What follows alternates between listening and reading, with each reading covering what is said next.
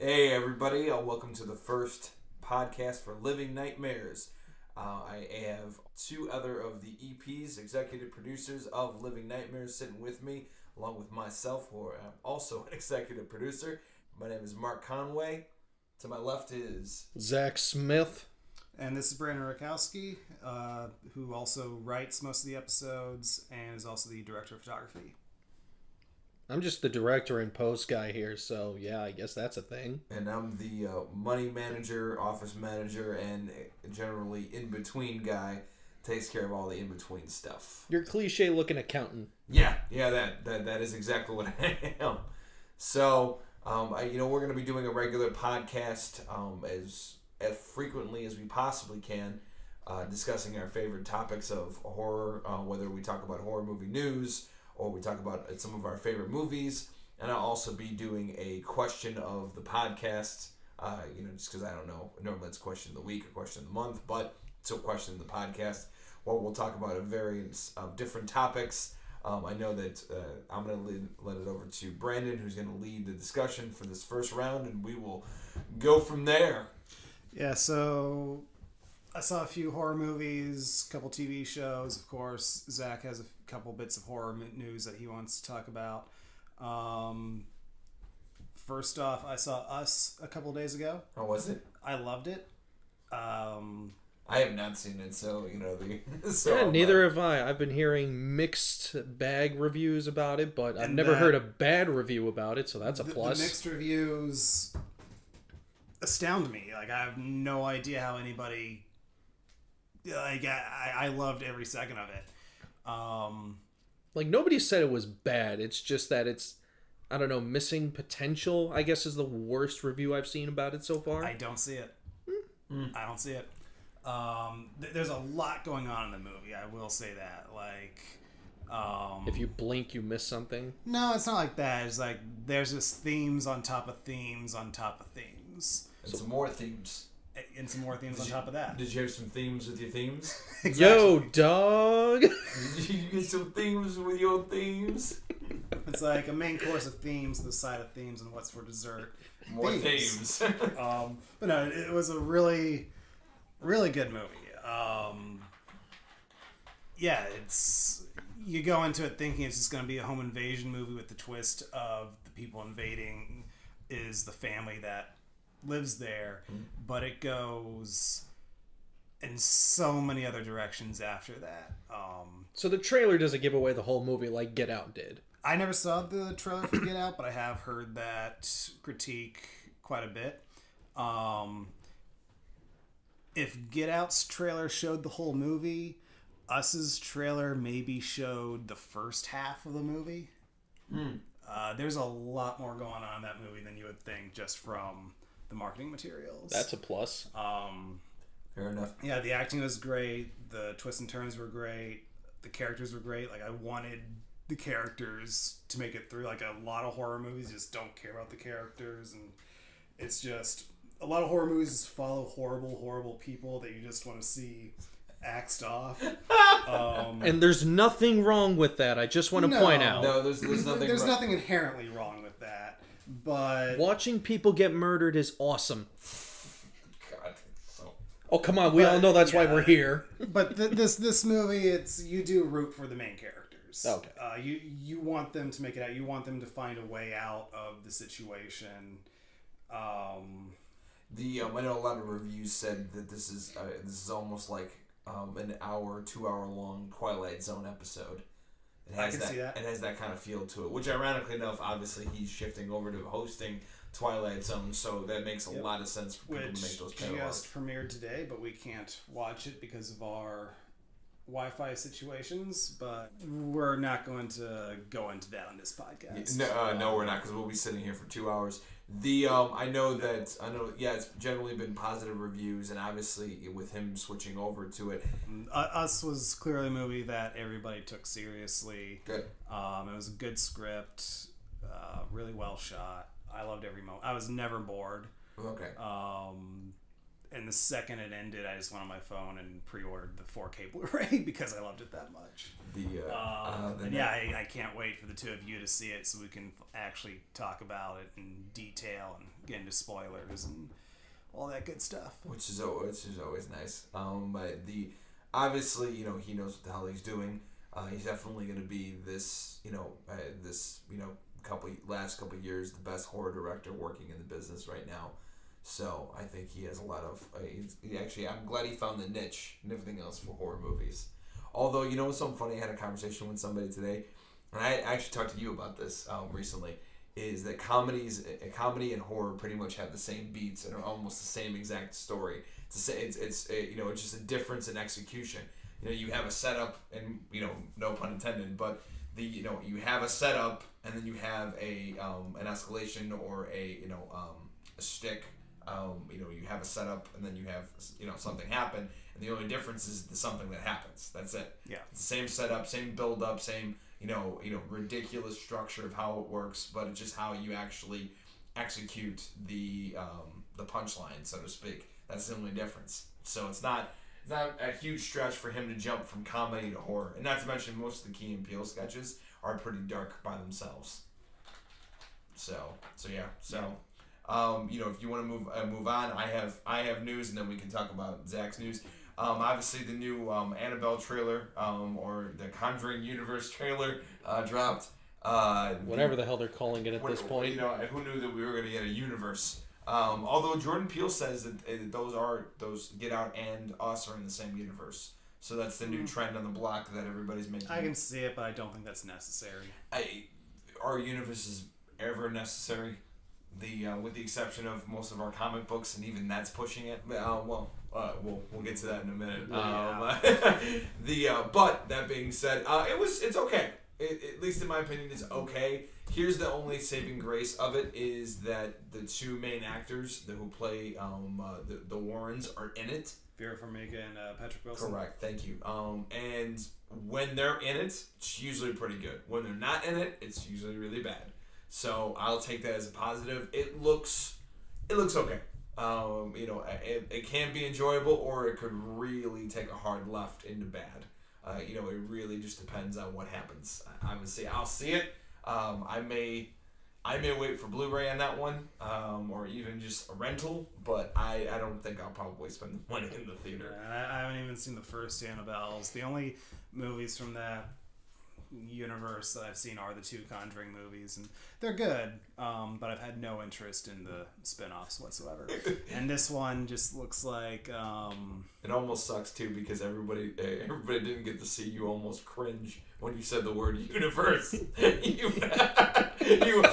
went, yeah, the Conjuring universe. It was a grin and bear it moment. It was great. Yeah.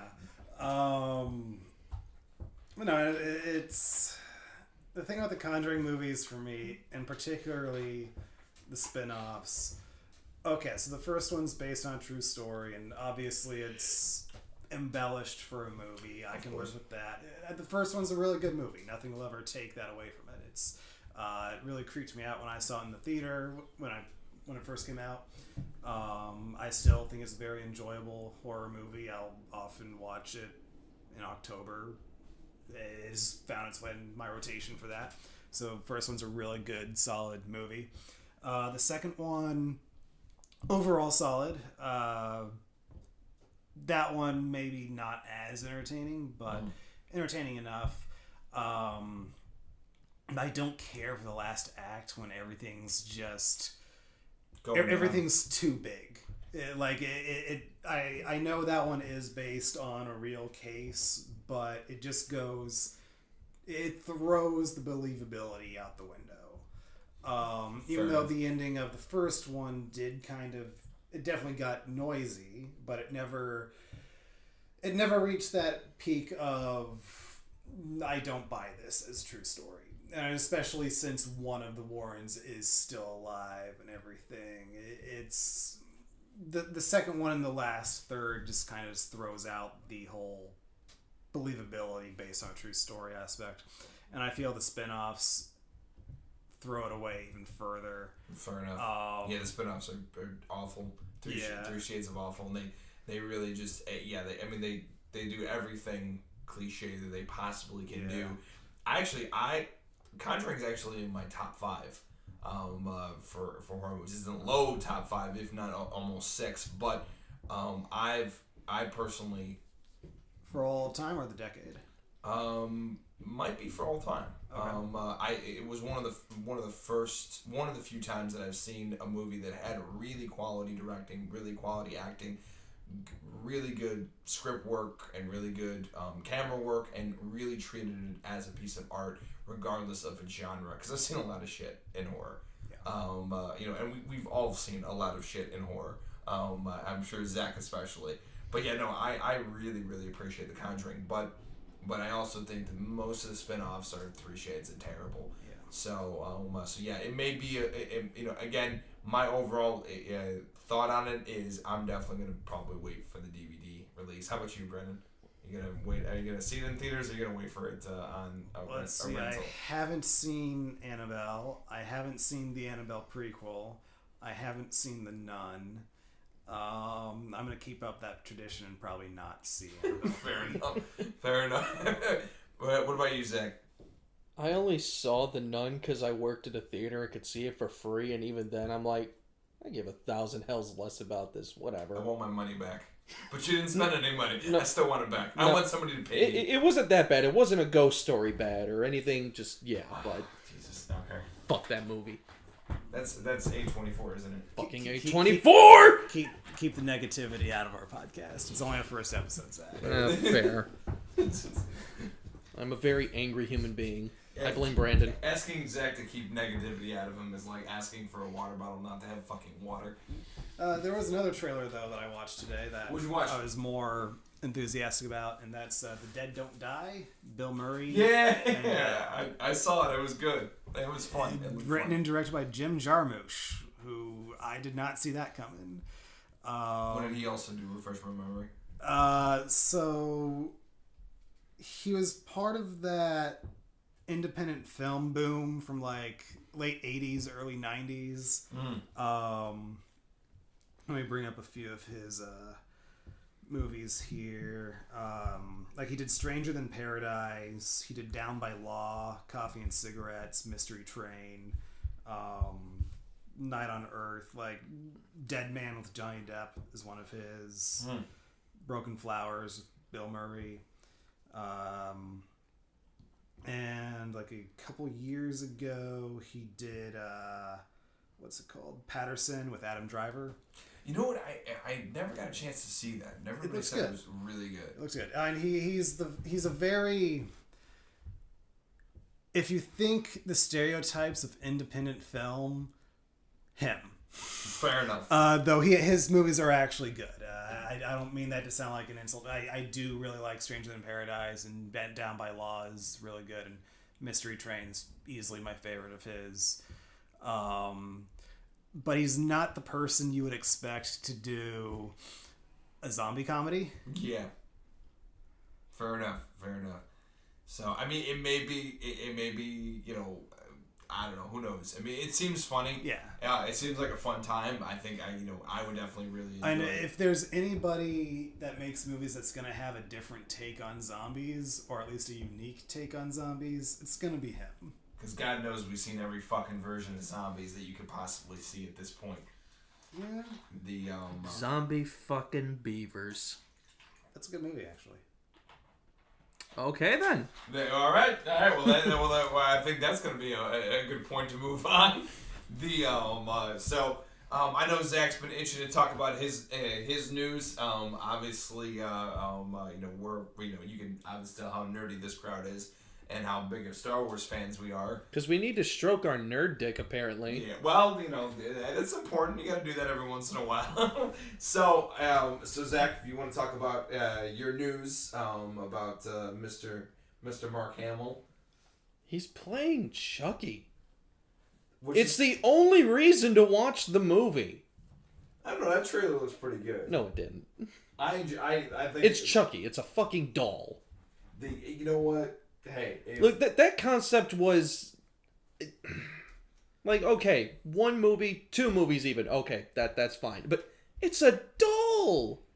I'll never understand how that idea went as far as it did.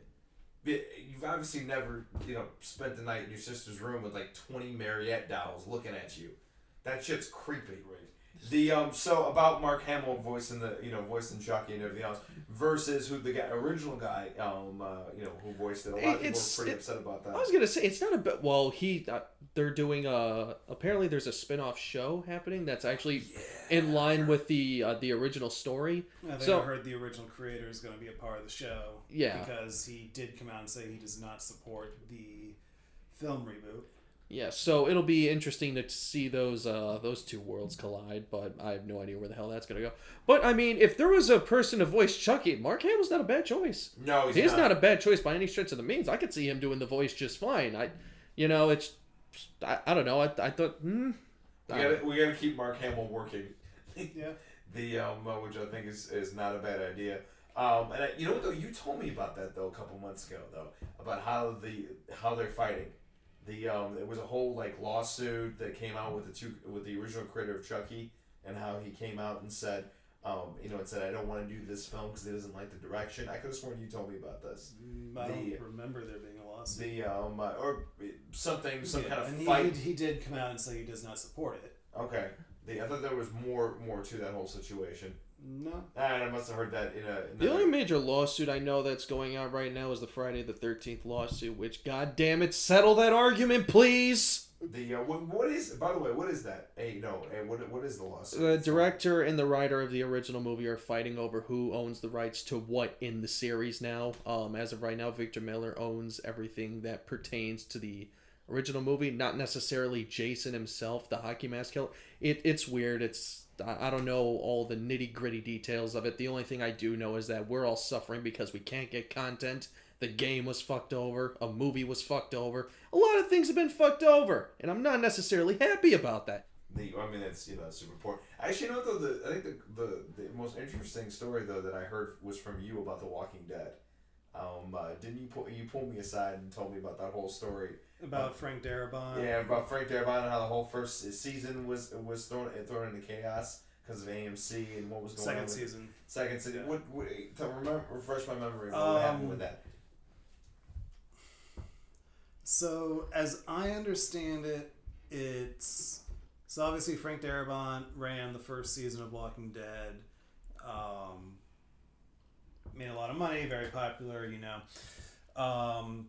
heads into season 2, and they throw it was either a whole bunch of budget cuts and this mandate that the majority of the scenes have to take place inside, and basically they were taking his creative control away, resulting in him, I can't remember if he left or if he got fired.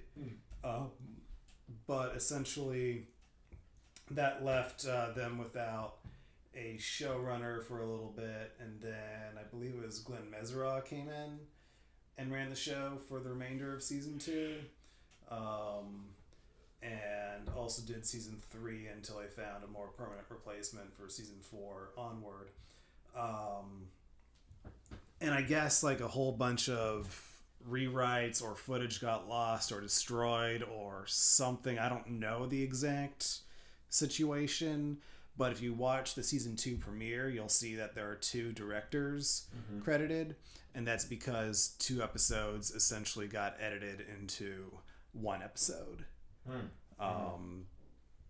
So I'm not sure what led to that, but yeah, there was a lot of chaos on set because, Frank Darabont got fired. The actor who played Dale left the show because of it. That's why he got killed off a lot earlier in the show than he did in the comics.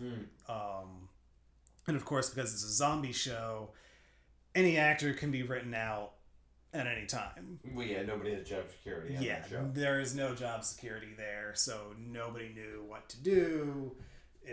Nobody knew if they should be loyal to Frank or keep their mouths shut. God. Well, that's a fun situation to be in. Yeah. It's so funny. Like those. I haven't thought about that in a while because I just kind of stopped following Walking Dead midway through season 7. I don't think You made anybody's it a watching lot it. farther than I did. I think I stopped. I don't think anybody's watching it anymore. I think I stopped like 2 episodes into season 4. I don't know. When did that like medical outbreak happen? 4? Yeah, like 2 or 3 episodes into season 4. Me and Wes just kind of gave up on it. Just like, this is boring. It's funny. Let's go watch something good. It's funny like how that's become a thing in the last 5 years about actors having no job security on television shows because fuck it, we'll kill the whole cast. We'll kill everybody. We don't care. Yeah. That's it. That was a big thing with obviously with Game of Thrones, Breaking Bad, The Wire, Walking Dead, Sons of Anarchy was huge on that. Was anybody can die. Anybody, we'll kill everyone. We don't care. That's when you really know that the writers control television. When they can fuck over anyone. Oh, we don't like you anymore. We'll just kill you. We'll just kill you in there. We'll make it work. But the lead, I mean, the lead can be yeah, I don't like it anymore. That reminded me of, did you guys ever watch the documentary on Star Trek The Next Generation? No. If you ever had a chance, it's a great documentary. It's all about the fucking fights and everything else. And he, one of the directors from the 3rd season, he was one of the showrunners and everything. He was nuts. He was one of those guys that wanted complete control of everything. And he got in a fight with Patrick Stewart over something and everything else. And some of the actors, and then also some of the other actors were having issues on set. They were complaining and everything else. And the guy said, fire them all. I'll build the next season on the horrible death and destruction of the Starship Enterprise, and then I will bring in a brand new crew to keep the show going. This dude was actually gonna do that, and I'm like, that's insane. You just kill half your entire cast and then just recast everyone halfway through the show because I feel like it. The level of power on television that writers have and showrunners have is tremendous. I don't know how long that show would have lasted if that would have happened, but it's still a really interesting story. It is an interesting what if scenario. Yeah, no shit. Probably wouldn't have lasted as long as it did. No, definitely not for 8 seasons. No. What was this, after season 1? No, it's season 4 when that happened. No, definitely not. Maybe after season 1, but no, not halfway through. No, when everybody started to fall in love with the characters, and it wasn't just the villain of the week. Yeah, definitely. And I think season 3 was Locutus of Borg at that point. So when Picard got turned, so that's when everybody started to care. So I don't think you can recast that for that point. We're emotionally attached. We're not starting with a new crew. When we finish the series, then we'll go on to Voyager and Deep Space Nine, and then we'll control that. I love the looks you guys are giving me. Wow, this is a really nerdy conversation. This definitely took a turn into Star Trek territory. Indeed it is, but we'll steer it for a horror podcast. It's you gotta talk about Captain Picard and. Well, dude, if we're the Borg, but but moving on. Damn Trekkies. There's nothing wrong with being a Trekkie. Yes, there is. Being a Trekkie. And it's 2019. I can fucking like both. No, you can't. Yes, I can. No, you can't. You know what? I'll tell you what. Hey, in the comment section and everything else of these podcasts, let's take a vote right now. If you guys are still listening, is it okay to be both a fan of Star Wars and Star Trek at the same time? No, I'm talking about all the movies. Especially, I want to hear from old fans of both the series. Can you be both? Leave a comment and say. We got a Star Wars versus Star Trek argument in our goddamn horror podcast. Yeah. How you doing, Brandon? Brandon's having an aneurysm. I'm super. Thanks for asking. What did I sign up for? Anyway, so hey, I know that we went over all the news. Brandon, any other news that you wanted to go over? Oh, we kind of did. Yeah. Obviously, we have the Annabelle trailer dropped. You were talking about Us. We talked about Mark Hamill voicing Chucky for about 5 seconds. What was your take on that as well? I can see Mark Hamill doing Chucky. The footage of the trailer didn't really do anything for me, but I was never a Child's Play fan, really. I thought the first movie was okay. The second one was all right. Third one, when he's at the military school, is actually my favorite, just for the ridiculousness factor alone. Bride of Chucky was enjoyable. Seed of Chucky. How did we get here? 3 Shades of Awful. It was kind of boring. Like I wouldn't call it awful, but there isn't really any reason to watch it. Though it is an interesting time capsule of 2005. Like I'm sure if you could get past the fact that it's a killer doll who you can probably easily just kick in the face and be done with it. Well, obviously not Zach, because they made 7 movies about it.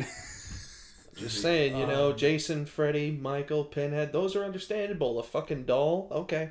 That's just Curse of Chucky was actually decent enough. That was the recent one, right? That was the second most recent one. The most most recent one was Cult of Chucky, and I was actually really surprised at how much I liked that one. I heard they did CGI Chucky, which kind of pissed me off. Yeah, does it look bad? Yeah, well, for straight to whatever replaces we'll the term straight to video these straight days. Straight to download. Straight to not theaters. Straight to DVD because Blu-ray was even too much for it. Was that the one though that had the person in the wheelchair? I don't remember. Multiple people in wheelchairs? I don't know. There was one, which actually honestly is a really good take and an argument to Zach's point about the point of it being in a doll. When you're in a wheelchair at that point, you're kind of fucked. Well, I guess if you're handicapped in some way, sure, that makes sense, but I don't know. I've only seen the first 3. So, I'm sure that was enough. I think a lot of that is based. The fear that's based on that is disbelief. Mm-hmm. The ability to hide that doll is actually alive and everything else, and have it sneak around and stealth with it. That's the only thing. Zach, obviously you're a huge horror fan, so you'd be able to identify in a minute if that doll was alive and run the fuck around and everything else. But in the context of would he though? Maybe. I almost want to find. I don't know. I almost wish there was a living doll I could find. Look, if you want to bring a creepy fucking doll into this house that's alive so we can just play fight with it, sure. I don't care. Do it. Let's see how long the 2 of us last. Yeah, I get it. Just know you live here too. I know. Okay. As long as we have that established. But yeah, and back to our original point, though, Mark Hamill is Chucky. I see it. Yeah. It's not again. That's probably one of the best choices, other than the original voice actor. Yeah. And I mean, if there is a reason to watch the original 7 movies, it is Brad Dourif as the voice of Chucky. Like, if anything else, he did a great job playing that character. Yeah. Like that's, and he's the reason why I wanted to call any of them awful. They're very average at worst. Like this is my entire take on Chucky. They're not terrible movies or bad. They're just for me. It's just like it's a doll. You just can't. You have a hard time getting past the concept. Yeah, that's really my biggest pet peeve with it. Other than that, like I could see why people are fans of them, but for me, it's just like it's a doll. You know what though? That's how so those are one of those like coin toss things and everything else. It's like that in Paranormal Activity. You're either gonna roll with it or you don't. Yeah. Like there's no either you roll with the evil doll or you roll with the video camera and the ghosts in the house or you don't. There's no ifs, ands, or buts about that and everything else. I think there's more layers to especially somebody like Freddy or even Michael Myers. Even Jason. There's more, possibilities of there's more, room to believe, in that versus a 50-50 split. So, yeah. But no, and I actually think, obviously, I love Mark Hamill. He, has provided a lot of voices to a lot of characters. Oh, yeah. That we've all loved it, especially, of course, the Joker. You're also talking to, fans of the animated series and also I'm a huge fan of the video games. And he's done an excellent job there. So, like Zach said, it's not only is it a really solid choice, it's probably the most obvious choice. You have a level of celebrity, and Mark Hamill's kind of had 2 lives in his career. He's had this whole other world in voiceovers, but he's also had, of course, Luke Skywalker and other things on that side of the coin as well. So, been successful on the big screen and also in voiceover. It's the only thing that kept them alive during those years when Star Wars, was doing their own thing with the prequels. But that's another discussion for another day. But yeah, no, Mark Hamill's the obvious choice. I think it'll be really enjoyable. And then obviously the producers of it doing it, I think it'll be a pretty good film for the most part. Yeah, again, I thought it was going to be a terrible movie. I'm like, you can't touch the original. And lo and behold, that was probably my favorite horror movie since Freddy vs. Jason. And they did it without Tim Curry. Look at that. Yeah. We didn't know if it was possible, but it was. Unbeknownst to especially my girlfriend, who's the biggest Tim Curry fan ever. Well, to be fair, outside of Tim Curry, the original It really wasn't that good. That's not. No. We just love Tim Curry. And what he does. The new one was the better movie, but Tim Curry's the better Pennywise. That's fair. Fair enough. Yeah.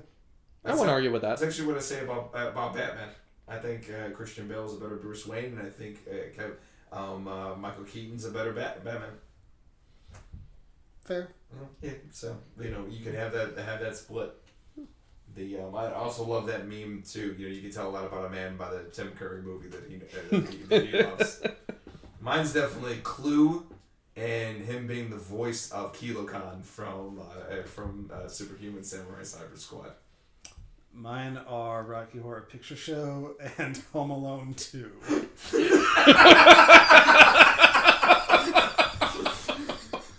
Talk about wow. Alrighty. I'll stick with It and Clue. Those are definitely my top two for him. I love you so much more now, Brendan. I really do. I don't know. I think Home Alone 2 is the one where, okay. I would pay so much money to see those characters flip movies. Pay so much money to see that. And I love all the people and everything else. They're like, all the regular people are like, what's Superhuman Samurai Cyber Squad? It's a really nerdy show that was on Saturday morning back in the day. It was in the same vein as Power Rangers and Big Bad Beetleborgs and all that stuff. And it also had one of the Lawrence brothers in it, which was interesting. But a fun show nonetheless, and a really awesome opening theme song. But anyway, moving on. Enough about Tim Curry. Fun. We cannot Shut stick up, to I like horror it. in this podcast. Well, we've gone back, dude. I'm sorry. You talk about Tim Curry, you're going to talk about a lot of movies. It's just, but you will come back to horror. So He's been popping up a lot recently. I don't know. His name, it's just been popping up. I don't know. It's weird. I think he's always constantly there on Facebook in some form or the other. Yeah. The discussion of Tim Curry is always going to be going on. It's just part of the lexicon. Oh yeah. Tim Curry. So what I was going to do too is I was thinking a lot about the question of the podcast. And then we'll talk a little bit more about Living Nightmares as well. And of course, I have a comic book I want to talk about briefly. Nice. So, this is probably going to take the longest, so I wanted to get this out of the way.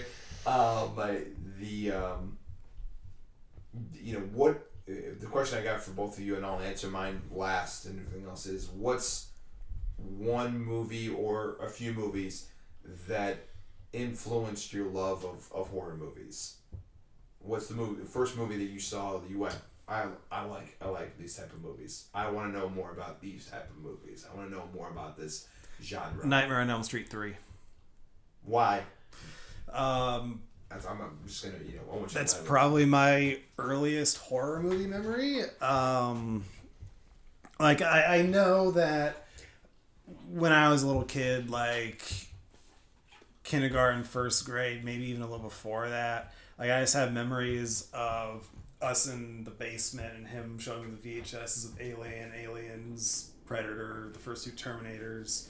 Of course, Alien is the most horror one out of that batch. But it's like, okay, this is just something cool he's showing me.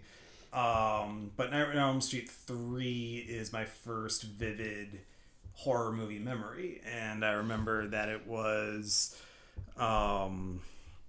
I was probably in second grade, I think, probably. And he was babysitting me while my parents were out, and we had one of our cousins over, and I think I had a friend over too. But they were just flipping through channels, and Nightmare on Elm Street 3 was just starting, so they just left Nightmare on Elm Street 3 for us. And I just remember, like, the Snake Freddy, I thought that was really cool, and of course, the veins getting ripped out of the guy's arms and Freddy using him as a puppet, that was really cool. And that was probably, like, I just remember that being my first memory of, oh, you can do really cool stuff with movies. I just always had an interest in how that was pulled off. And around the same time, too, was when Scream came out, I believe. And I remember my brother getting that one on pay-per-view. That's showing my age. You might want to cover that up, buddy. I think your age is showing there. And oh, dude, my dad had a black box. Which is, you can get the pay-per-view for free and everything else. I will, which, the statute of limitations have run out on anybody charging me anything for that, but that was over. But it also wasn't you that was doing it, so. Well, I mean, no, I can neither confirm nor deny that I was a part of it in any way, shape, or form. But go on. But yeah, I just remember Nightmare on Elm Street 3 being one of the first movies, but definitely the first horror movie where I realized, oh, this is special effects. This is really cool. I want to know how they did that. And Scream is my first memory of actually being scared by a movie. And that was actually when the girl got crushed by the garage door opening. And of course, later as an adult, I found out, oh, that's complete BS. That can't... No, that would never happen. It's a lot but more... when you're like 5 or 6 years old, yeah, you bought that. But yeah, it's those are just my first two vivid horror movie memories. It's a lot more accurate than Scary Movie. Yeah. She goes in there, the whole thing falls down. My brother showed me that one too. Yeah. What's up? But yeah, Nightmare on Elm Street 3, that one definitely got my interest in makeup, special effects, and something that I haven't really talked about between the three of us was actually I originally wanted to get into makeup effects when I was going through middle school and early high school. Before I decided I wanted to get into writing and directing, and of course now through the course of life, I'm a director of photography. Who saw that one coming? Sure. Sure. So, anything else, man? Anything else? No, Nightmare on Elm Street 3, Scream. Those are probably the two earliest influences on horror for me. Fair enough. Zach, miss. Alright, well, this is kind of a tough one to answer because I didn't have a normal childhood like most people. Most people grow up, watching Disney movies, all that little kiddie cartoon bullshit. No, I didn't. My mom immediately jumped me into Freddy, Jason, just all the classic slashes of the 80s. And then between her and my grandfather, I had both the slasher movies and the action movies. So Arnold, fucking awesome. Stallone, Van Damme, I grew up on action movies and horror movies. Probably the one that had the biggest impact on me early on was Jaws. Because one thing my mother completely established is that it's all bullshit. None of this is real. You never have to worry about it. And I believed her. I'm like, okay, I went into this knowing, oh, this is cool. This is awesome. But she never showed me Jaws for some reason, and I never understood why. It took her a little while. And then one day she finally shows it to me, and she's like, the reason why I never showed you this one is because this one's actually real. I'm like, what? It's like I didn't know really what sharks were at the time, and that kind of just bloomed into a whole fascination about sharks and stuff. And Jaws is my all-time favorite movie. I fucking love that movie to death, and I also love sharks. But, yeah. I mean, it's pretty simple. I've just always been into horror, gore specifically. I love gore, blood, guts, gore. Yeah, Zach's a big fan. I got a funny story too about Jaws that I'll tell both of you, and I'll tell them about podcasts and everything else. I'm a very simple person, so. what was it just because it was real? It's something that could actually happen. You know, sharks were a real thing. You know, Freddy the Dream Killer, not real. Jason, an undead brawling badass. Pinhead, a sadomasochistic demon from a fucking cube, and that Michael kind of, but you know, it's just normal life shit. But whatever, the chances of that are slim to none. But you know, I love going to the beach. My dad still won't go in the water because of Jaws. My grandmother didn't shower for a month after. But no. I mean, she'd have her dad standing there and everything else because she was too afraid to go fucking shower after Psycho. Yeah, but that movie just bloomed into an entire fascination about sharks. I've been studying sharks my entire life. Shark Week used to be one of my favorite times of the year. And it led up to the point where I even got to swim in open water with blues and makos last year. Only no makos showed up, and 3 baby blues showed up for like 5 seconds and swam away with the bait, the little pricks. Sooner or later, I'll swim in open water with a great white. I'm really looking forward to that trip. So I'm gonna break my rule here a little bit and everything else. And actually, my earliest memory of that world and everything else influencing me was actually it's 2 things and everything else. It was Goosebumps and Are You Afraid of the Dark were my first experiences with that type of feeling of being scared and everything else, and that type of feeling of uncertainty, which was really, really cool. I look back obviously now and by the way, big shout outs to Big Brandon. We're going to be doing a separate podcast for Goosebumps episodes. We're going to be going ahead and doing them. We haven't decided yet where we're going to post those, but we'll definitely send links to let you know where we're going to go ahead and do those. And Zachamus will join us as well. It'll be a fun thing that we'll do. A lot of 90s nostalgia, a lot of 90s Canadian television. I've already had a good time rewatching some of the episodes. Man, it is all 90s all the time, bro. But those are my 2 biggest influences in that way. But I do have a very distinct memory of when I was younger. My mom and my stepdad were actually watching the remake for House on Haunted Hill, and which is kind of a movie, like, you know, when we watch back out of it. It's gained a bit of a cult following. It is, and I enjoy James Woods' performance in it. But the funny thing is, I only saw one scene from it, and it was the first time I ever saw like real horror effects. Was when James Woods goes to see the guy who's operating all the video operators. And he turns the swivelly chair around, and this dude's literally missing his entire face and his brain in his skull from the inside. And it's just an open cavity, and it creeped me the fuck out. I still had memories and things about it, and it still hits me today. But it's still pretty cool though. Like, now that I think about it, now that I'm involved in acting and film and everything else, it's really cool that had an impact on me and everything else, that film is that powerful, and I can remember that shit and still be horrified by it, all these years later, and it's pretty cool. And then obviously you guys have heard me talk to death about Scream. Scream is one of my favorite horror movies of all time. He loves it way too much. Shut up.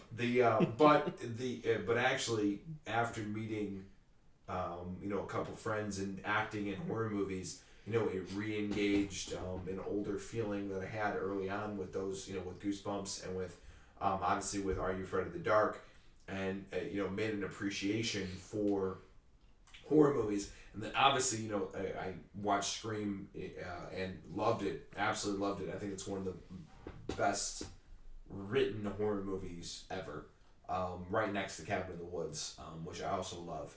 If you have not seen either one of those, I highly recommend. I think at some point we're gonna do like a spoiler deep dive on Cabin in the Woods, and a lot of shit in there. It's been at least 7 or 8 years since the movie came out. If they haven't seen it, that's and their if you're own damn looking at fault. horror podcasts and you're listening to us, chances are you've seen the movie. I'd say the statute of limitations is past. Fair enough. I didn't even need to go into spoiler details on it. It's just all overall a great movie, and it was the first time that I held horror movies to a standard. I actually said no. You can have quality filmmaking and you have quality acting, because I obviously before then I had saw a few B horror movies and horror movies that had horrible acting and a lot of things and everything else, and that was the first time that I said no. This is a quality movie, and horror movies can be something more than just a killer running around with a knife and killing a bunch of stupid teenagers. And you love to watch these teenagers die because they're so fucking stupid. I just find it interesting that you came to that conclusion a lot later in life than I did. I've always thought horror can be high quality. You know what though? That was always for the longest time and everything else, it was my least favorite genre. It's not that I didn't dislike it and everything else. I just didn't, I was way more of an action movie fan. I mean, I saw Die Hard when I was 8. And I saw plenty of fucking violence with that movie. All the 80s squibs that you can digest. And I also watch it every Christmas while I'm wrapping my Christmas presents, because it is the best Christmas movie ever made. No, that is not true. What is the best Christmas movie ever Jaws made? the Revenge is the best Christmas movie. Don't deny it. You fucking love it. Oh, I'm not doing this. I have this argument every December. I'm not having it on this fucking podcast. So, okay, since you already had your Star Trek The Next Generation tangent, should we have our Christmas tangent now? It's still even the fucking holiday. Well, fuck it. We might as well. Since April 1st, April Fools, this isn't a horror podcast. It's actually the Christmas podcast. Even though this is going to go up... Not tonight, that's for damn damn sure. Further after April 1st.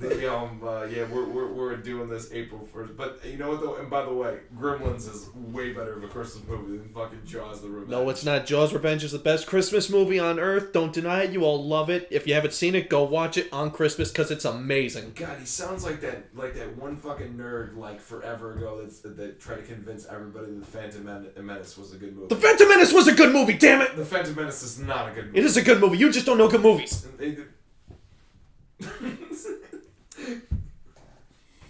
Zach, you sound like the Alex Jones of Star Wars. He's wearing a tinfoil hat, everybody. They're trying to turn the freaking frogs gay, man. I'm telling you. It's called Jar Jar. Okay. No, we're gonna make them slightly racist characters. It's gonna be great. It's gonna be great. Leave Jar Jar alone, all right? We're gonna get the kid from Jingle All the Way to be the young Anakin Skywalker. It's gonna be great. I don't know. How'd you know that was my favorite Christmas movie? Oh my! You know what? I love that movie so bad it's good, and I love it. I love that movie so much. You're my number one customer. It's put the cookie down. That's my cookie. It's always been a dream of me to remake Jingle All the Way, but with the body count of Total Recall. Wow. Okay, so that's your dream. My dream is to have Tim Curry's character from Rocky Horror Picture Show be in Home Alone 2. So we all have dreams. So this is great. This is a great thing. It's gonna be great. It's gonna be great. God, oh my God. And you know what though? Hold on. Hands down, best part of that movie though is what's his face from SNL, the guy who plays the neighbor. Phil Hartman. Phil Hartman's the best. He's trying to fuck his wife the whole movie. Nancy made cookies and they're great. I can't wait to put the frosting on it. You son of a bitch. Trying to fuck his wife the whole movie. And then Arnold goes next door to steal Christmas presents from his house. The movie is fucking hilarious. The movie, I can't. The movie's great. The movie just reads like the writer forgot he had a deadline. Oh my God. That's too great. And then Sinbad shows up, and that's too great. Sinbad's the mark of quality. Wow. I just want to do an Arnold binge now. Damn it. Oh my God. So yeah, talking about movies that influenced it, or movies that we thought were good, but the later on turned were really bad, like Batman and Robin. Batman and Robin was a great movie, Mark. What are you talking about? In what universe is that correct? I actually think Batman Forever is worse. Because your theory is that at least you can follow the plot with Batman and Robin. Yeah. I couldn't. The last time I saw it, I couldn't because I was drunk. Because it is the best drinking movie game ever. Great drinking movie. Great drinking movie? Yeah, drinking. Well, yeah. That's Well, you can see he already started. The only shut up. But yeah, the only way to get through that movie. Anyway. No, you'll die. No. Brendan's one, you'll die. Yeah, like literally. Yeah. No, just literally, not like literally. Wait, what? Which one was that for? The With Nail and I drinking game. It's literally a movie about an alcoholic. Yeah, and the game is that every drink he takes, you match his drink. Okay. You'll be dead 30 minutes in. Yeah. Don't do it. Seriously, don't do it. It's bad. You know, someone's gonna sue us for this because they're actually going to attempt it. No, we you know what? Hold on. We don't endorse this. We don't endorse this whatsoever. We literally started it by saying you will die if you do it. So don't do it. Don't do it at all. It's bad. Yeah. We are not involved with your dumb decisions. No, fair enough. So anyway, moving on because we got way up on a tangent from Jingle All the Way and God knows what. That was the question of the day, or question of the podcast, which is always good. I definitely want to talk about our production, obviously with Living Nightmares. We have a huge episode coming up, but I definitely want to talk about some of logistics and obviously some of the things that we work on. I mean, there's a lot more involved. I'm glad you guys loved the first episode for Snapchat Nightmare. Thank you so much for watching it and for watching this. We really appreciate you all. Obviously that was a lot of work. We shot that on December 1st. And, just so First and second. So is that, if anybody gets an idea, if anyone wants to do any math, we released it on March 7th. So, I mean, we were in, post-production for... And we came up with the idea to do it literally Halloween night. Yes. Yeah, that happened. Yes. Wow, that really was Halloween night. Yeah, it was Halloween night. Wow. That's funny. Now we have an anniversary, which is cool. Yeah. We really planned that, didn't we? No, we didn't. Yeah, I know. I want to say we did just because it sounds good. But we look sounds smart. nice, but come on, let's be honest. No. I was 3 drinks in. Like, this would be a good idea. But nonetheless, obviously there's a lot that goes into. Into filmmaking, into the logistics of filmmaking. It's an interesting perspective for me, and I've been telling a lot of people this. I was at a housewarming party, and I was talking to my family, who's been incredibly supportive about sharing the video, watching the video, which I really appreciate. And by the way, big shout out to my dad and Mark Hamill, Sr., Papa Conway, and also his girlfriend Sarah Boomer. For inviting us into my old house out in Algonquin so we could actually film Snapchat, which was a huge help. We had a lot of, and it's the second time my father's saved our ass, Zach and mine, our ass, Yep. with filming locations, on the second time. So we really appreciated all the, the hard work. And obviously Sarah was really awesome. Really awesome with helping out with Crafty. Which is tremendously helpful, and also big shout out to my sister, who ran makeup and wardrobe for us. It was a big, a lot of Conway and Boomer help on the Conway side, so it really was appreciative. But there's a lot that goes into the logistics of it, and that's what I was talking about with half my family. I spent a lot of my life acting, and who knew that there's a lot of shit with being an executive producer. We are involved from, the 3 of us are involved in every decision from start of script all the way till it actually gets released on YouTube for y'all to see. And we don't always agree. No, we don't. This is literally the one job I did not want going into the film industry, and yet I still somehow get sucked into it. It's called a cruel irony, Zach. It like really my is. dependence on you. And also, too, I'm gonna stab you at some point tonight, just so everybody knows. That This happens all the time. Don't worry, it's normal. He likes it. Never mind. Shout out to whoever pinpoints what movie I referenced with that. Leave it in the comments below. But nonetheless, you know, it's definitely been a humbling experience to be an executive producer. I'm fond for the days when I just acted. And I didn't have to worry about shit like this. But but we all did it though because we love this genre. We love doing what we're doing, and also too, we want to be able to be the masters of our own destiny. We don't want to wait on anybody else. We want to make something that we have full control over. But I'll definitely toss it over to my other guys as well to talk about some of the hardships and some of the things that we have to deal with on a regular basis. I think it's just amazing just how much that the Snapchat episode specifically has changed from initial concept to final product, because like this is before it was even going to be the first part of the series. Yeah, it was just going to be its own thing. True. Remember how he was riding a bike? Yeah, it was supposed to start with him riding a bike. Oh, a bike! Yeah. We actually took a look at some of our original production notes, and it's like make sure you have a bike available on this day. Like, oh, remember that? That was fun. And then we forgot to include a weather machine as well. Then of course it started raining, which completely changed our plans for the opening. The opening scene. Is completely different from what we wrote. Tell everybody what you actually had planned before. So before we got the freaking gloomiest day in the world, our initial plan was for the short to start off as like kind of like a romantic short between these two teenagers that are Snapchatting each other just to lure the audience into a false sense of security. And then, of course, when he sees the intruder behind her in the window, that snaps it from romance to horror. So we have a bit of a contrast between the beginning and the end. And then, of course, when you have such a gloomy day, you can't really establish that. And the pacing that just worked in the edit just went against that.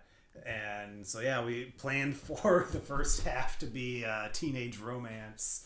But obviously that did not come to fruition, and I think for the better, and especially since it's now the first episode in a series. A lot of people say this all the time, but I never realized how true it actually was.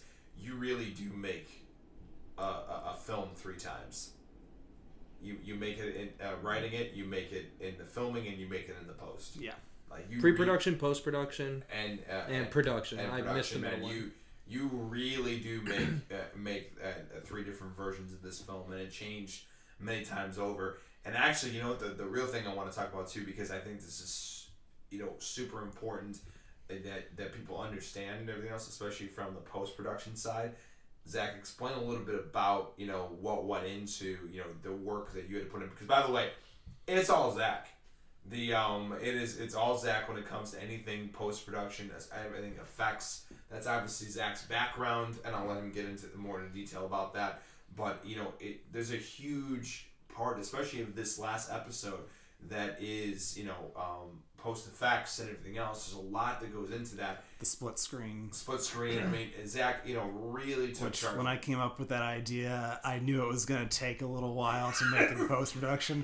I just didn't think it was going to take that long. Yeah, neither did I. Yeah, Zach was learning all kinds of new things within that process. Zach, talk about that process and and what was going on. Yeah, so animating a whole phone screen from start to finish wasn't something I thought was going to be as annoying and tedious as it was, but at the end of the day, it really was. Going in there, studying the animations of a Samsung screen, just nailing down what I need to, and even with Snapchat, because here's the thing, I'm not a big social media guy. I've never used Snapchat in my life, Instagram, any of those things.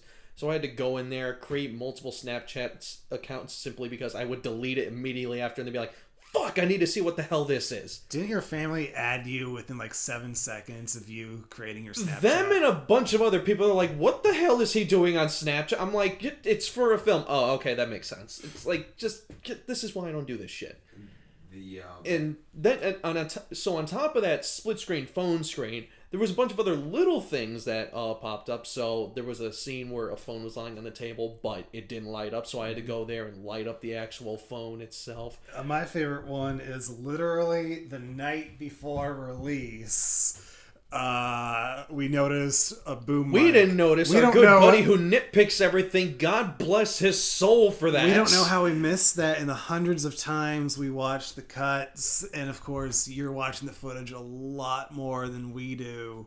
And by the way, when he says hundreds of times, he's not being overdramatic. No. We watched it at least 100 times. At least. On so many different screens, on so many different speaker setups. Especially the last couple days. So anyways, what happened was, and if you didn't notice it, then that means I did my damn job well. There was actually a couple things. One, the window that our...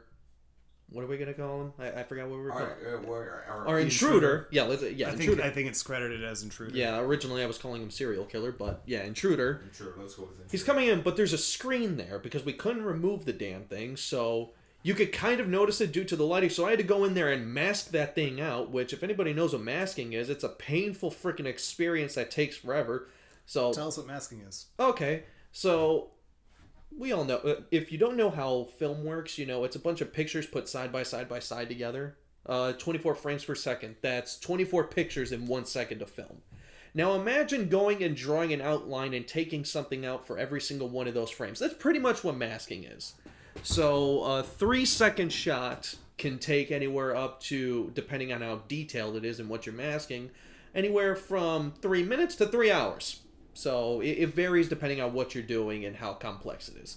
This, because I've been doing it for years, I've learned some techniques to kind of expedite the process, but it's still a tedious process. So that took me about an hour and a half to 2 hours just to get done. And then, later on, after reviewing again, this was the night before we're supposed to upload it. I sent it to my buddy, Wes, because, if anybody's going to notice this stuff, it's him. And he points out all these different things, including a boom mic in a shot where our lead character is running down the hallway. So it's not like the camera's steady during the shot. Yeah, so it's like, holy shit, caught it out of the corner of his eye, and I see it, and I'm like, God damn it! So that took another 4 hours just to mask out. Yeah. I was running sound that day, so that was my fault. My bad. It definitely, and actually, my favorite story of watching it 100 times is the remote story. So if you and I'll tell you the exact scene. So if you want to go back and watch it and everything else, it was the kitchen scene. It was in the kitchen scene. There's actually, if you watch, there is a remote that's sitting on the countertop on the other end. Brandon and I watched that scene. And this was the first time we were watching an edit of it. Because we left Zach alone to edit the first cut. So this is the first actual put together... It was the first rough cut. It was the first rough cut. Actually, no. At this point, it was more of an assembly cut than it was anything. So, fair enough. Yeah. Fair enough. So the thing you need to understand about film is that there's multiple takes being done in the same location. There's probably about 5 different takes that are being done, and obviously everything needs to be in the same place. Otherwise, you lose continuity. You lose continuity. Basically, you'll see objects appear, disappear, move, and everything else. It'll be ridiculous. It'll be a very poorly done film. And Brandon and I, and neither Zach, remember that remote ever being there. We don't remember ever putting it there. We don't remember anything about the remote. So Brandon and I stood in a panic for about 30 seconds. Tell the full story, Mark. So how I remember it is I was just watching it. And then, oh, yeah, that's right. I mentioned it to you. And then you just said, I hope that remote in the background doesn't move. What? So then I rewound. I added the terror to Brandon. I rewound the video, and then we watched the scene straight through, and I don't even think we were paying attention to what was going on. We were watching the remote. We were just fixated on the remote. Please don't move. Please don't move. Neither of us were breathing. No, not at all. And then as soon as it cut to the basement, we just had a singular sigh of relief. Mind you, I just poked my head in, and I go, what the fuck is going on with these two? And I'm pretty sure he said something. I'm like, and we watched this remote for 30 seconds and praying and hoping it didn't move or disappear or do anything, because I don't remember anything about this. No. And and this and I'll let Zach go into this, but this is like in the film industry, there are people that are hired to do that. To make sure production designer, if I remember correctly, set designer, one of the two, is to make sure that continuity is done in those situations. Unfortunately, we can't afford that. We can't afford that right now. We're on a volunteer basis right now for everybody. Nobody's getting paid. In fact, we're paying into this. So right now we're at that point and everything else. I mean, we'll get to that. Hopefully we'll get to a point where we can pay people. But right now, it's just will. It's just going to take time. Well, it's not a if, it's a when. It's always a when conversation. But say what you're going to say, Zach. Yeah, so that scene was actually pretty easy to edit. I made damn sure that I used the same take just because I knew that because there's a burger in there, there's different placements of the cup, the plate. I'm like, nope. I looked over every take and I'm like, okay, the first one was actually really good and we can easily use it. I have no problems with it. So I'm just like, okay, I'm going to use this so we don't have to worry about any continuity errors. And yeah. There weren't. And by the way, Brandon was talking a little bit about the weather and other situations. We had to deal with that as well. Brandon, if you wanted to get into that. By the way, if you are interested filmmakers and you do want to get into this crazy world that we're all in, and obviously we encourage you very, very much. Do it. We're always supporters of people. Highly recommend. It seems like a ridiculous expense. Walkie-talkies come in handy, don't they, Zach? Oh yeah. When they work, they come in handy. Or especially when your sister talks in the middle of the take, because she doesn't know walkie etiquette yet. But she learned. But nonetheless, Brennan, talking about the weather for a second. Yeah. So. As it is in the finished short, it's a shot where we're following him on the side. He's walking on the sidewalk. Yeah. Originally, it was going to be, we were going to get a shot of the horizon and the street, and he was going to, ride towards the camera. But then it's raining, and it just looks like, why would anybody be riding a bike here? And of course, we had concerns with the camera. We didn't want the camera to get wet. So we just spent probably the first hour and a half of day 2 just completely reconstructing the first scene. And it just came down to, we put the camera in the car, we had Wes holding the camera, and we just followed him for a few takes until we got one that was steady enough. Yeah, and we didn't even write it. We just came up with it and shot it. It's like we knew at the end of the day we were going to need that scene. It just was like, all right, how the hell are we going to get it? And thankfully, we came up with a solution, and it was a pretty good one, if I do say so myself. Yeah. There's a quick convo between the first AD and the executive producers who also and we had thought of other things too. Like there was a portion of the day where the rain started to die down. And during that time, we thought, okay, put the camera on a shoulder rig and we'll follow him. Like, we'll be tracking backwards while he walks towards the camera to the front door. But it just didn't look good at all. It looked very wonky and out of style with the rest of the piece. The weather was not our friend that day. No, it wasn't. Days, actually. And, and it really was, and especially the last day and the last take and everything else, it was a mad dash to get that done.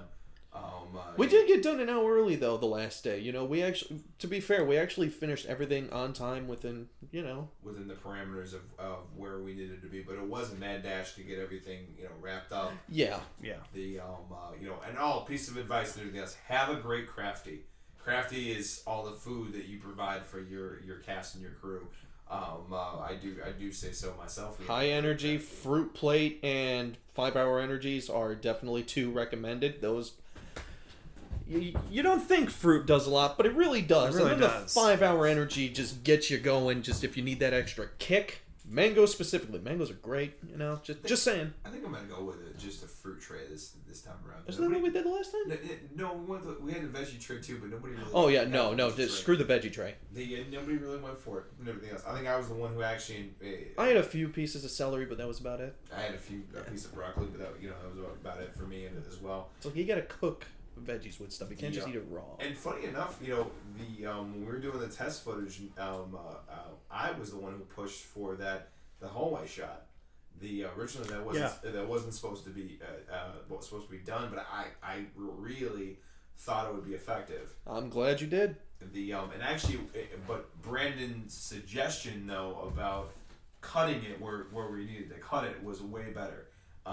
Because it would have looked ridiculous had we followed her all the way to the end of the bedroom. It would, all you were missing was the vaudeville. We used maybe a third of the actual hallway. Yeah. Yeah. But I mean, how it was run and how it worked out and everything else was really effective, and that was the most frustrating shot. I don't think so. You think so? There was a lot that went into it. I remember a lot of discussion that went into it. There was a lot of issues. The getting the sound in there. Yeah, really sound. difficult. Yeah.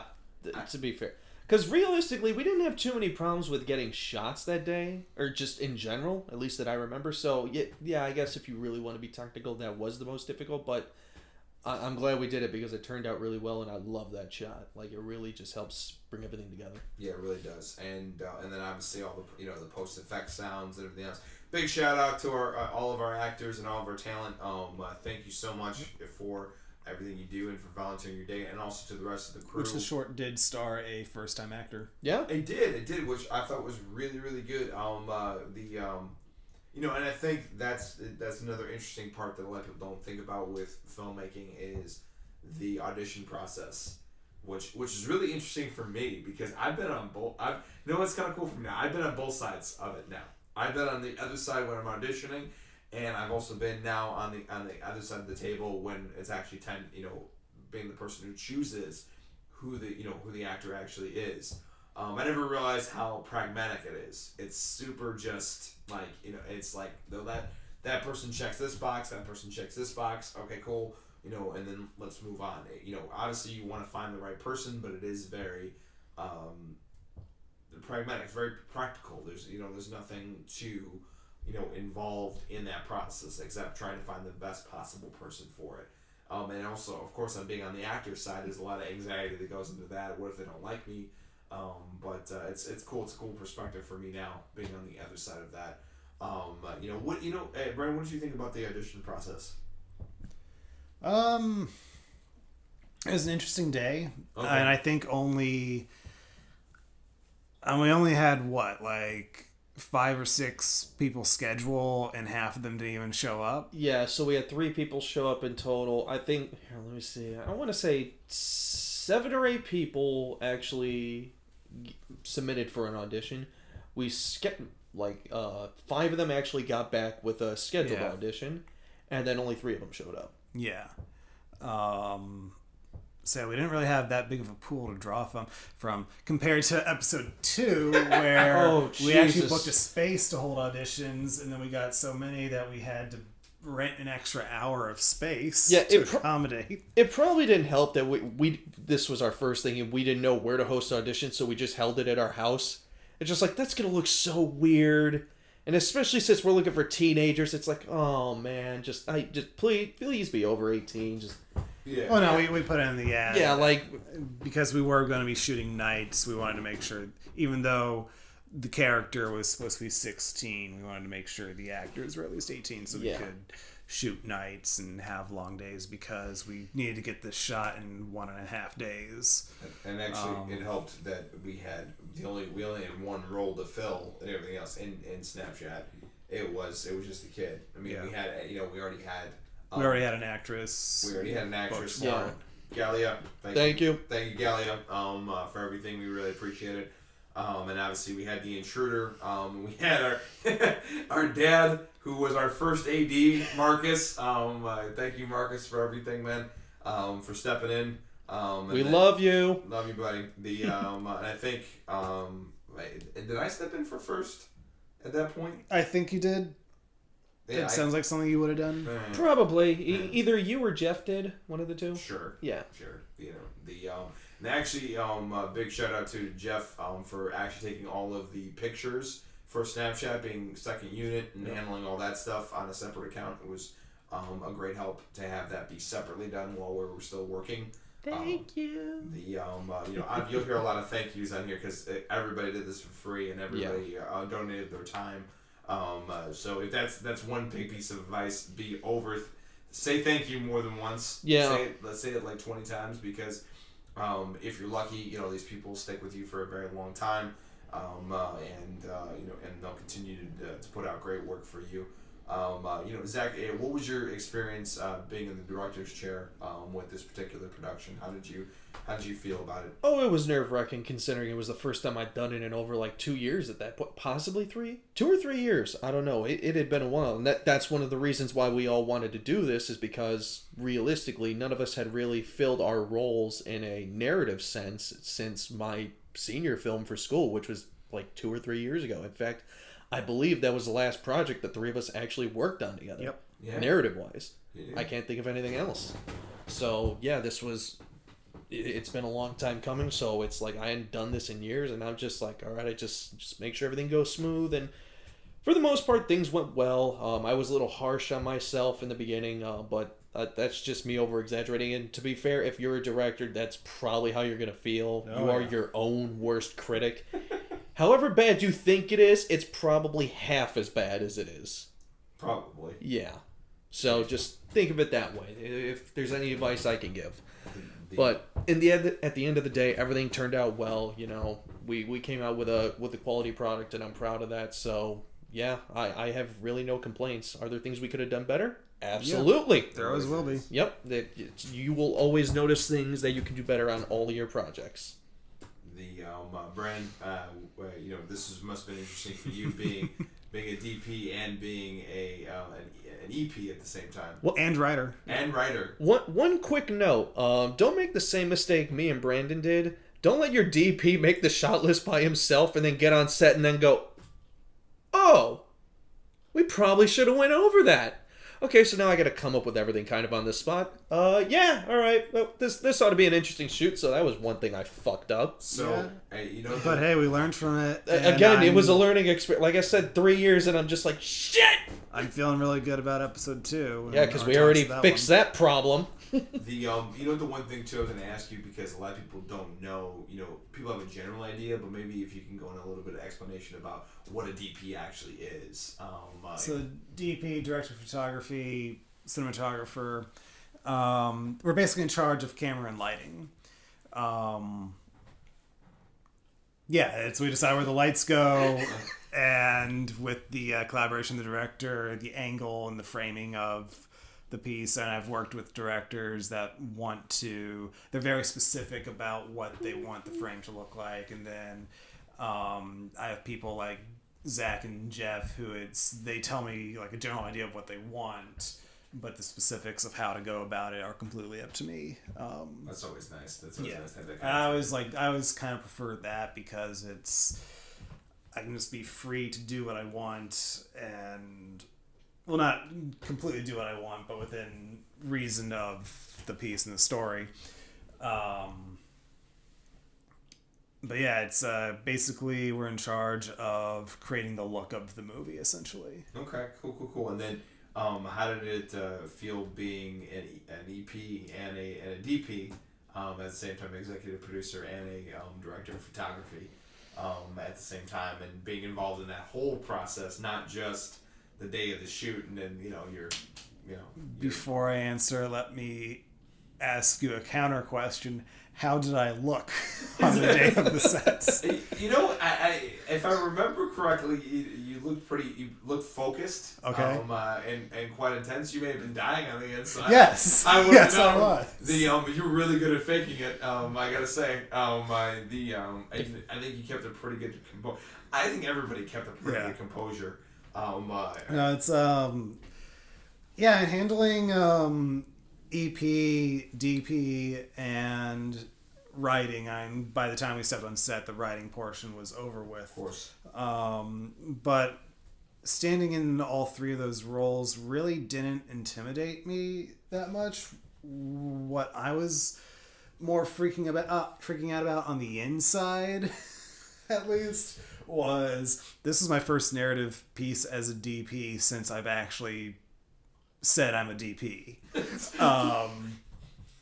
Because everything before that point had either been like an ad for a small business or interviews. We'd done plenty of work up until that point, but it was all commercial work. It wasn't actually anything on a narrative sense. So that was really the big change. Like scripted narrative. Like the closest thing was like a framing device for an interview show. Yeah. Which that's kind of, it's not really narrative, but it's not really documentary either. It's a framing device that had green screen in it. Sorry, Zach. No, it was fine. It went very smooth in my opinion. Yep. So best key I've ever had in my life. And that was my first time shooting green screen since I left school. Yeah. Well, to back be fair, when I had no idea what I was doing. I was going to say, to be fair, it's not hard to beat that damn screen. The only thing that screen has over ours is it's bigger, but it's so much dirtier because that school. Well, it's no longer around anymore. They did not know how to maintain that damn thing. Nope. So infuriating. But yeah, and just because this is my first like actual narrative piece as a DP, and I've done narrative pieces before as a DP, but that was before I said I was a DP. Like how those, I don't want to call them jobs because I didn't get paid for them. Experiences, because it's like it was that weird time in my life where I just graduated, but I was still helping out fellow students. So they were student pieces, but technically I was not a student anymore. So it's that. So I don't really. They're student pieces, I'll say. Sure.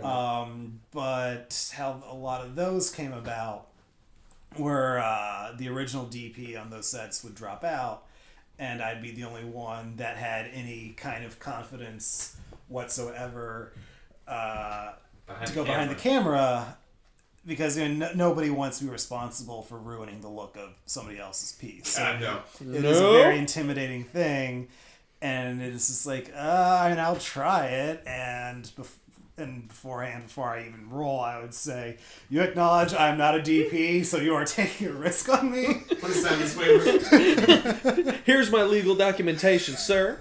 Because I didn't want to ruin somebody else's piece either, but also I had no idea what I was doing back then. Like back then, I was trying to become an editor. I'm glad that you switched because you're a pretty damn good DP. Thank you. I got good by making a lot of mistakes. Well, that's how we all get here. You will make a fuck ton of mistakes. Just be prepared. Yeah, you will. You make a bunch of mistakes. And speaking of freaking out and everything, I think the only one who was really freaking out was me, because I'd never done sound before. Yeah, and also we were filming in your childhood home, and so you of course had a few. Yeah, I had a few concerns and everything else. Don't put that lamp that close to the projector, and shit like that and everything else. Make sure it doesn't go through the window. I had a nice little crew speech beforehand to talk about how please treat this home like it's your home.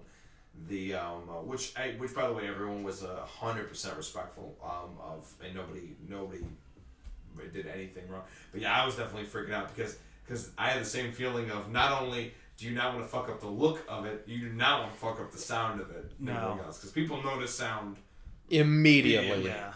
But funny enough, I have a weird, love for it. Like I love other things more, but I do like it though. It is interesting to do. Zach and Brandon do not like it whatsoever. Nope. I hate it. Don't want to do it. I will edit it. That's it.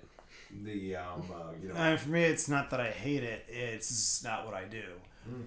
There is a lot more to it than just keeping your eye on levels and everything. There are other things to it than what people think it is. To all of you who think sound is easy and are not in film, it's not. No, and you also have to have balls to actually tell the director and the DP to stop filming because you hear something in the background, and that's intimidating all by itself. I happen to have good relationships with the first AD, the director, and the DP on that set. So I could have easily have said, hey guys, I hear something in the background, we got to cut, and everything else. But that, please give, your support to your sound folks, because they have to be the ones who say, plane or a car, or I hear something in the background. Hold for squirrels. Hold for anything. I'm sure it's happened before. Oh, it has. I've had people hold for motorcycle, dude, on the set of Clowns, dude, some guy literally pulled up in town square, and then, there's 20 people filming, I have like 20 extras, a whole crew and everything else. This dude pulled up in his bike with no muffler on the bike and everything else, pulled up to a cafe, pulled up on the sidewalk and everything else, pulled it off, got on the bike, kept the bike running while he went into the bakery and everything else. 30 people are literally staring at this dude. Doesn't even notice. There's people in the cafe that are laughing their asses off because they see 30 people just shift and look directly at this bakery.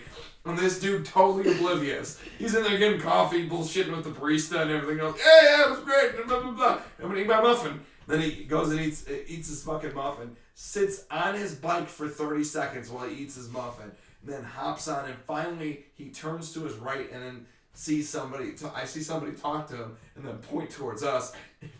He looks up to us and sees 30 people give him the death stare. And he goes, oh. And then waves. And then drives off with the bike. So that's funny stories of logistical things that go on, especially for sound, and you have to, you're at the mercy of the world. Brandon's making a face like, yeah, I've never heard something so true. It's definitely, I've definitely got the experience of shifting into a few different roles. I've had to do second AD, which is fun. I challenge anyone to fuck with my ability to call cadence.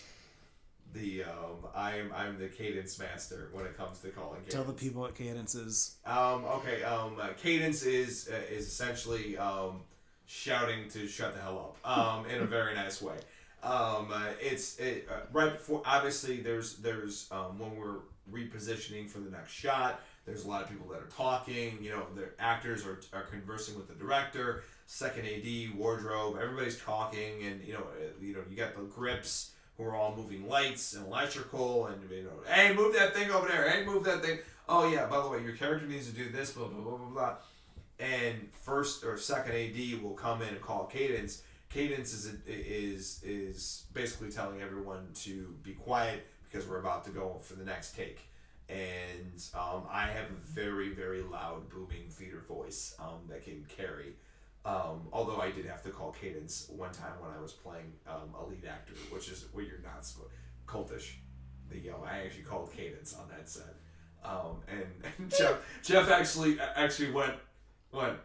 He actually laughed. He laughed really hard. He's like, I can't believe you fucking called cadence. And everything else. I was like, these son of a bitches weren't shutting up, and no one was playing second at that point. So I'm gonna take charge of that. And I was just second on a previous shoot. So I'm like, nah, I'm just gonna do that. The only thing I refuse to do as an actor is slate. Is slate my own scene. I can't do that. I did that once, and I will never do it again. You will not make me do it. I will stab you. I want to hear that story. There are 2 goals I now have. I literally, there was a cop shoot that's in my reel and everything else. That scene. Elevator. Okay, so I hate elevators. I hate dealing with elevators. Hitchcock had a great quote. Said, "Don't ever work with children or animals." I added elevators to that list.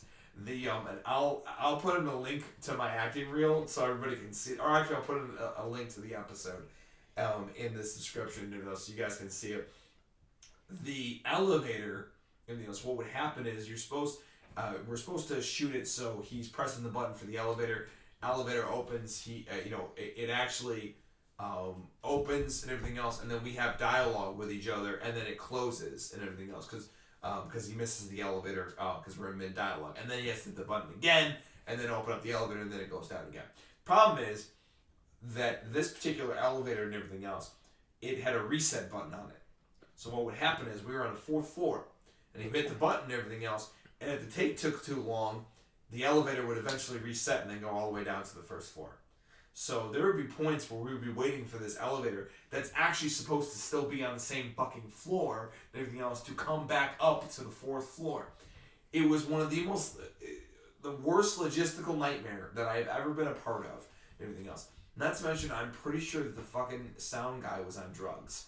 And he was falling asleep in between takes and everything else while they were resetting. It was one of the worst experiences I've ever been. Not to mention that I guess his girlfriend was doing Slate, and she disappeared at some point, and the sound guy was falling asleep. And finally, I was there for 8 hours. We shot 2 scenes. The elevator scene and the other one. Granted, there was logistical problems in that.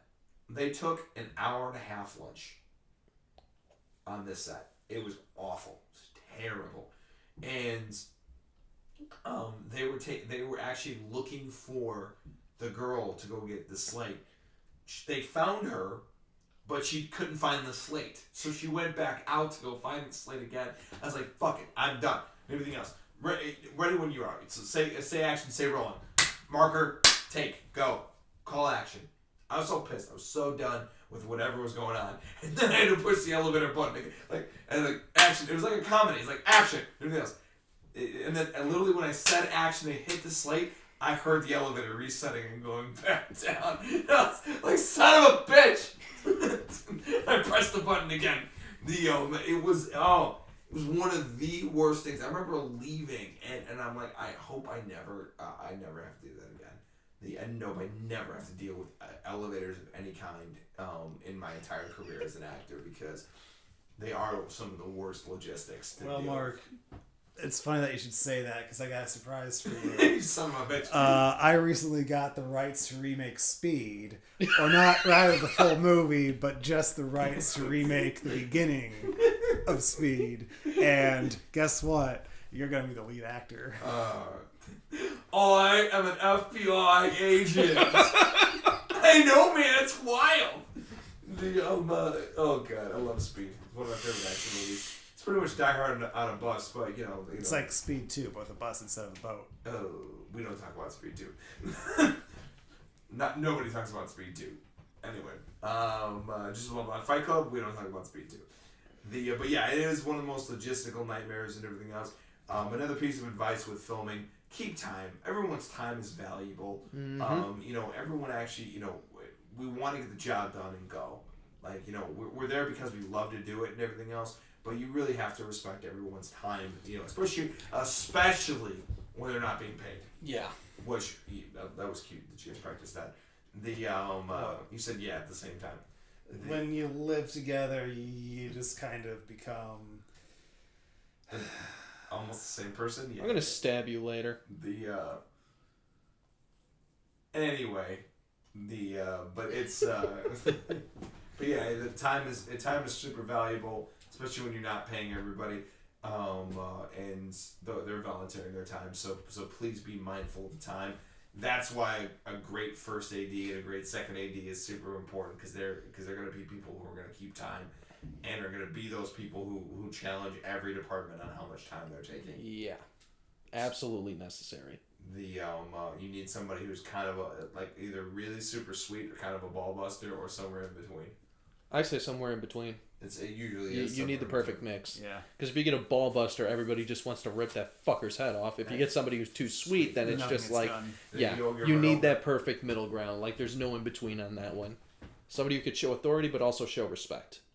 And that's so, and actually DP, sound, and everything else.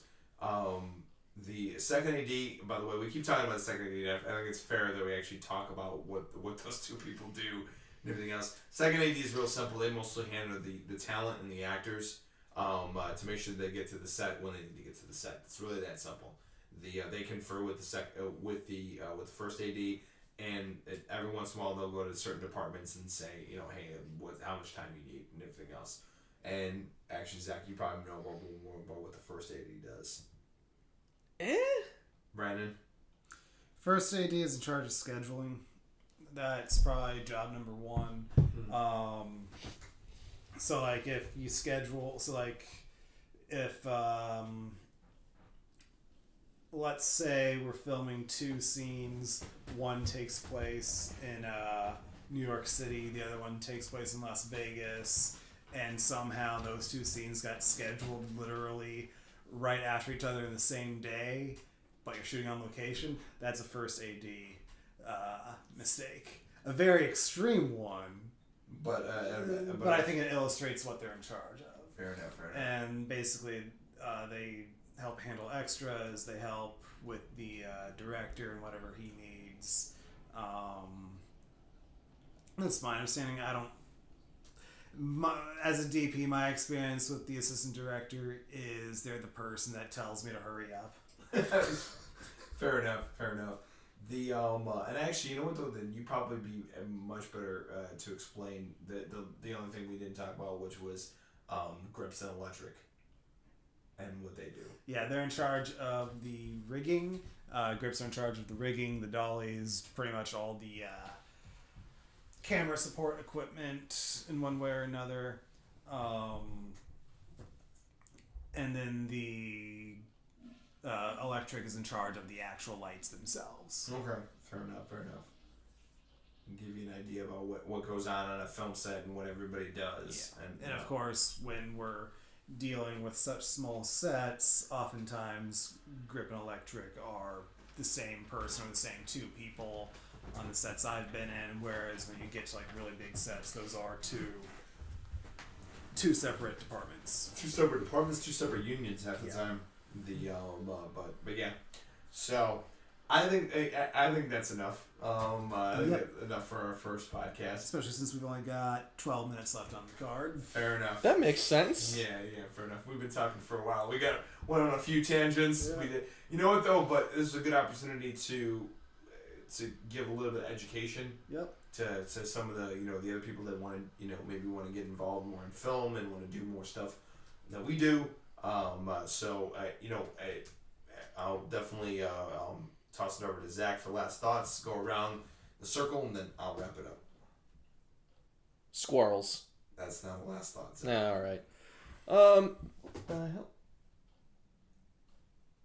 That was our fluffy cat Snake. He is awesome, but Staring at us. yeah, because he's adorable. What are you humans doing? We're doing a podcast. But anyways, Zach, go on. Yeah, this is planned to be a weekly thing. We're not sure if that's actually going to happen. I guess you'll find out when it does, but yeah, this is fun. You've learned a little bit about us, how crazy I am and how Mark likes to stroke his nerd boner, and then Brandon is Brandon. He waves. So yeah, if you enjoy this, please come back and like us. If you don't like us, then like us anyway. Put a like on it. We tried. Yeah. Yeah. It's our first episode. We don't know what we're doing. We really don't. Not at least podcast wise. To be fair, does anybody really know what they're doing, Zach? Yes. No, they don't. No, they don't. They really don't. We just really pretend like we do. Yeah, and if anything, the more sure somebody acts, probably the less they know about what's going on. You don't know that. Fair enough. Brandon, final thoughts, brother? Yeah, and I just can't wait to talk about horror more often. It's my favorite genre of storytelling. Doesn't matter if it's a movie, a book, board game, comics, which we did not talk about the comics I was going to talk about, but we'll leave that for another occasion. We'll save that for let's talk about body horror next episode. That'll be a perfect category. I'll bring my body parts out for that one. Yeah, body horror is something that I have a unique interest in. Hellraiser, The Fly, Videodrome, Society. Zach and I definitely have a story that we can share about. Oh, Society. That was a very fun movie night. Yeah, but let's save it for next episode. We'll talk about body horror. Yeah, and absolutely. Also, The Thing, of course. You gotta add in The Thing. Yes, The Thing. But yeah, I just love talking about horror, past, present, future, our own horror productions, true horror stories. And yeah, I just can't wait to get into more detail in future episodes. Indeed. They should become more organized within the next, 30 30 episodes, give or take 50 feet. Yeah. Let's hope we get it done sooner than that. But I'll definitely end it out here. Obviously, thank you very much for listening. We really appreciate it. We're working really hard to try to get the Living Nightmares series out more often. I know that I speak for the other two gentlemen here that we're very, very passionate about this project. I thank you for all your support. Thank you to everybody else that supports us. And we don't want to leave our audience without content, which is why we're doing this podcast, so we can make sure we always at least have something to bring to our audience. Yeah, correct. And that's the main reason why we're actually doing this, is because obviously it takes a while to get those Living Nightmare episodes done, and we want to have something that keeps you updated on what we're doing, and also keeps you, it actually gives you an opportunity to know us a little bit better on who's behind the Living Nightmares series, and it gives you a better idea. But again, thank you so much for all your support. Please give this a like and a comment, and a subscribe would be super awesome as well. Thank you so much, and hey, take it easy.